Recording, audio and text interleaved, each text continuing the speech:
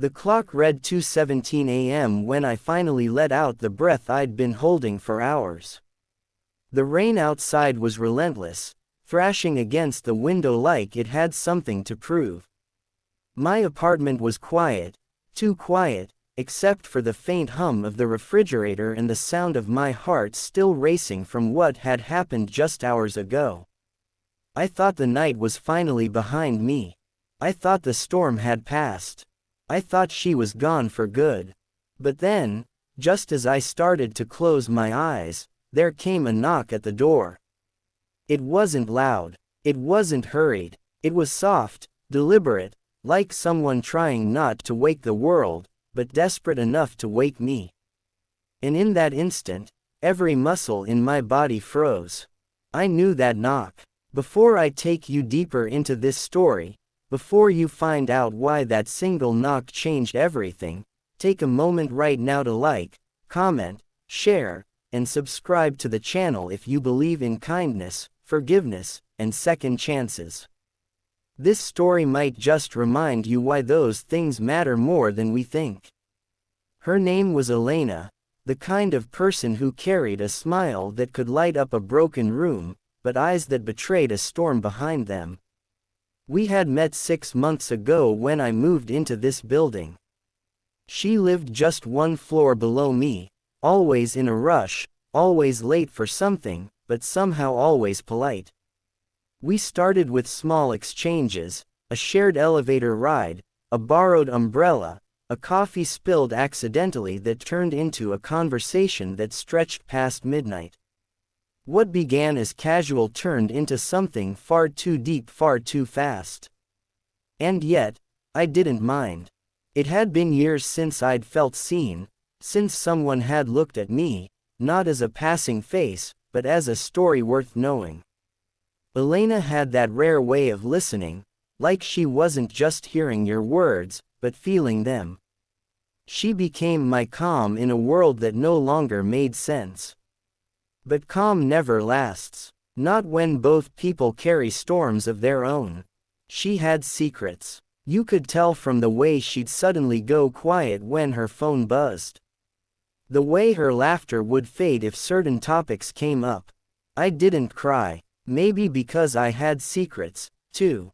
Maybe because love in its earliest stages is often built on hope rather than truth. Then came last night. It started like any other evening. She came over after work, soaked from the rain, carrying takeout and the tired smile that always melted my anger before it even began. We talked, ate, laughed, but somewhere between the laughter and the silence, something shifted.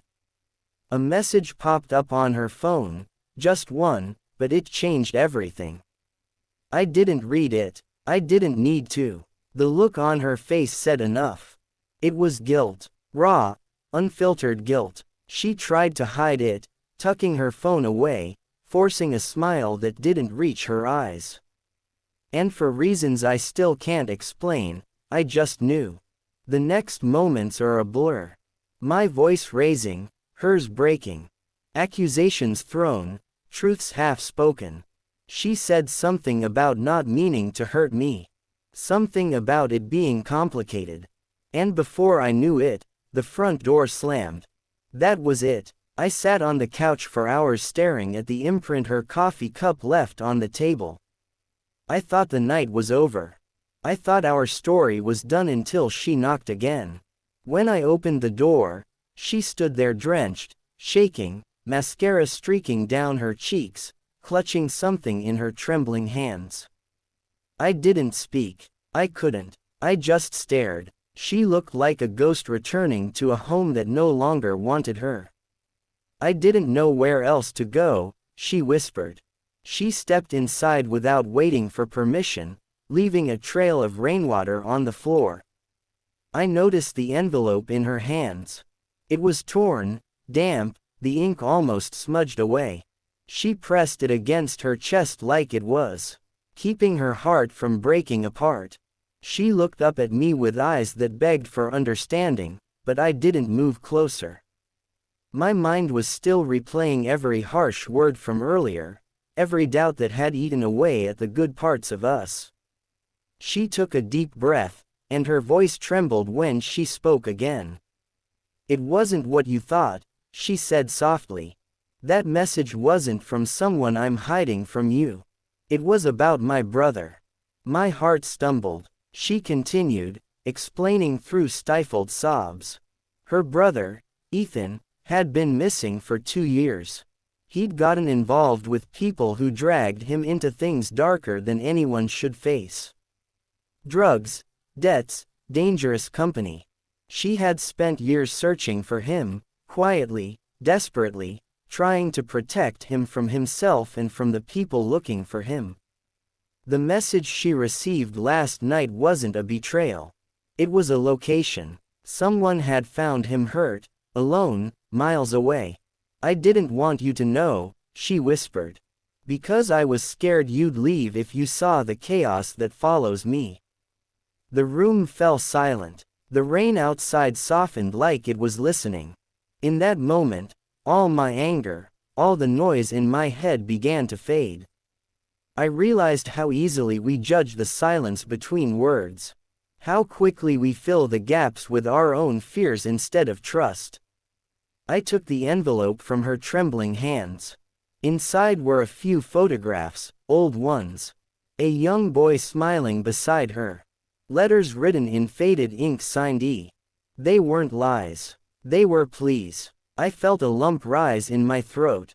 All she had ever done was try to protect the people she loved, even if it meant breaking her own heart in the process. She looked at me then, her voice barely a whisper. I just need one night of help. I can't do this alone. What do you do when the person who hurt you shows up asking for help? When the pain they caused collides with the pain they've carried alone? Something inside me, something quiet but stubborn, told me this wasn't about forgiveness. It was about humanity, about choosing compassion even when your heart still stings. So I nodded. We left before dawn. The rain had stopped, but the world still looked washed out, pale and cold. We drove through empty streets, her hands clutching that envelope like it held her last hope. Hours later, we found him in an abandoned shelter on the outskirts of the city. He was thinner, weaker, but alive. When she saw him, she broke. Her sobs filled the room, raw and unguarded. I watched as she cradled his face, whispering things I couldn't hear. I stepped aside, giving her space. And as I did, I realized that this messy, painful, beautiful moment was life in its truest form. The kind where love doesn't come wrapped in perfection, but in persistence. We brought him home that morning. I stayed with her for days, helping her get him into rehab, finding her a bit of peace after years of chasing shadows. There were moments she'd fall apart, moments she'd laugh through tears, and moments where we'd sit in silence, realizing that sometimes love is simply showing up again, even after everything falls apart. Weeks passed. Her brother began to recover little by little, and in that time, Elena and I found something. We thought we'd lost us. Not the same version as before, something quieter, more fragile, but real. She told me she didn't deserve a second chance. And I told her that maybe none of us ever do. We just get one when we need it most. We started taking walks again. She'd bring her camera capturing random corners of the city. I'd bring coffee and we just exist. No expectations, no promises, just two people learning to heal beside each other. One evening, as the sun dipped low, she said, "I never thanked you for opening the door that night." I smiled and said, "I never thank you for knocking again." Sometimes I still think about that night, the rain, the silence, the knock that pulled me out of my own bitterness. I think about how easily we mistake endings for beginnings disguised in pain. Life rarely gives us perfect closure. More often, it gives us chances, disguised as people returning when we least expect it. If you've ever had someone come back into your life, not to fix what was broken, but to remind you that love can still grow in the cracks. Hold on to that feeling because that's where hope lives. And if this story touched your heart, if it reminded you of someone you once loved, lost, or forgave, then please like, share, and subscribe to the channel. It helps more people find stories that remind them that healing is possible. Speech balloon special request. Before you go, drop a comment below telling me, would you open the door again if someone you once loved came knocking? That night taught me something I'll never forget. Sometimes the most beautiful chapters begin with a knock you weren't ready to hear. Because even when you think the night is over, life has a way of starting again.